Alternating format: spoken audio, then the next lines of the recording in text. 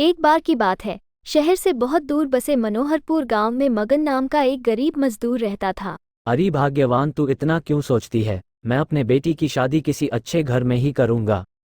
मगन की एक बेटी थी जिसका नाम आशा था। मगन दिन भर मजदूरी करता और जब घर आता तो वो अपने छोटे से खेत में काम करता था। गांव के सेठ के पास से ही उसके पिता ने अपने इलाज के लिए कर्ज लिया और कुछ दिनों के बाद मगन के पिताजी मर गए। अब ढेर सारा कर्ज का बोझ मगन के माथे पर आ गया। मगन का एक ही सपना था। अगर मैं पिताजी के लिए हुए कर्ज को चुका पाता तो मेरे पिता बहुत खुश होते।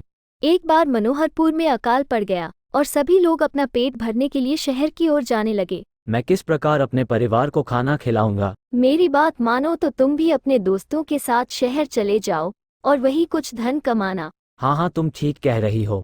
मैं कल ही सेठ को बताकर शहर के लिए निकल जाऊंगा।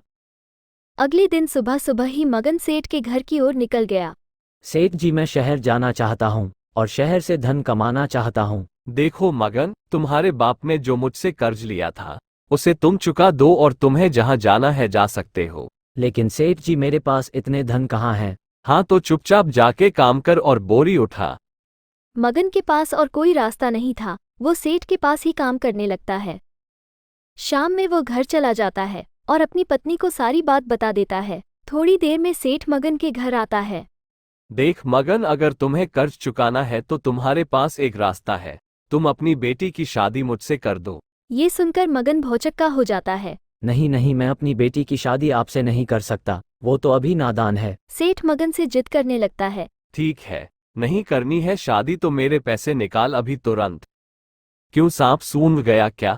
अगले महीने आज ही के दिन मैं गांव के मंदिर में तेरी बेटी से शादी रचाऊंगा। सेठ वहां से चला जाता है। हे भगवान, तुम हमेशा हम गरीबों को ही ऐसे दुख क्यों देता है? एक न एक दिन तो हमें अपनी बेटी की शादी करनी है, इसलिए क्यों न गांव के सबसे धनवान सेठ से ही कर दी जाए। क्या बोल रही हो? ये तुम्हें पता भी है? कम से कम भगवान के लिए चुप हो जाओ। अगर मैं इस घर से चली जाती हूँ तो माँ बाबा को सेठ कभी भी नहीं सताएगा। कुछ दिनों के बाद उसकी बेटी घर से चली जाती है। चलते चलते वो एक घने जंगल में पहुंच गई।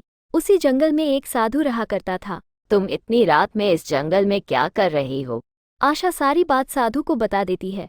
मेरा पड़ोस में आश्रम है, तुम जब तक चाहो तब तक इसी आश्रम में रहो। आशा साधु के आश्रम में चली जाती है। इधर जब सेठ को पता चलता है आशा घर पर नहीं है तो वो भागता हुआ मगन के घर आता है। क्यों रे मगन, हमसे चालाकी करता है? बोल, तूने अपनी बेटी को कहाँ छुपा कर रखा है? ये सब तुम्हारे कारण हुआ है। अगर मेरी बेटी को कुछ हुआ तो मैं तुम्हें नहीं छोड़ूंगी। हाँ हाँ, जो करना है कर लो।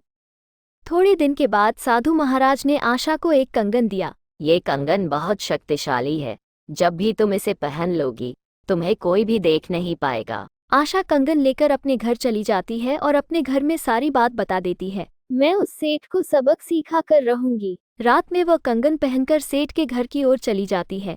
सेठ के घर जाकर उसके घर में आग लगा देती है। सेठ का सारा धन जल जाता है और उसके पास कुछ भी नहीं बचता है। ये सब देखकर सेठ पागल हो गया और उस गांव से चला जाता है।